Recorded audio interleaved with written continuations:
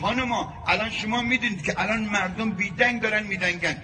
گناه علنی شده، یک گناه همگانی شده، دو گناه دست کم گرفته شد میشه، سه و هیچی نمیگه به خاطر گناه. در نتیجه تو عرضه داری شوهرتو نگه دار، تو دل ربا باش، تو دلبر باش، تو دل زنده باش، تو شیر دل باش، خور نزن، قهر نکن. وقتی بلد نیستی زنا با هم دیگه، اونه که بی سوادن بدبخت میگن نگاه کن اگه میخوای شوهر از حساب ببره بهش بی محلی که خواهر ای الهی اسرائیل به تو محل بگذاره. خاله کوکب چیکار میکنی تو؟ عرضه داری براش.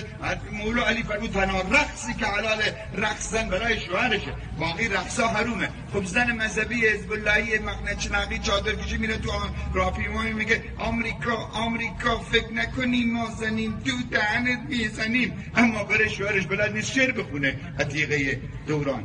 خب تو چطور برای بچه ها میخونی لا لا لا گل پونه گدا اومد در خونه و بیلا؟ خب برای عتیقم بخون، بگو های تو همه وجود منی، همه تار و پود منی، تو صدای قلب منی، من تو هم تو منی. بیا داره میخنده کد مشکیه. هم بیا اون الان خانمش کجا نشسته؟ ای آقاتون اینجا قش کرد. مبذارم برای آقاتون بخونم شو خانم بیونه. اگه من زن بودم کاری میکردم شوهرم مثل گوسفند دنبالم بودم. فقط نیستی الکی همینجور نماز سلمونی ما آمدیم زیارت بدهیم. وقتی روحیه نداری پاشو برو خونه تو. خدا شوخی ندارم چه میخندن اینا؟ تو چرا میخندی؟ خجالت بکش. طرفدارتون برو خودتون مظلوم بگیرین، فیلم هندی میشه.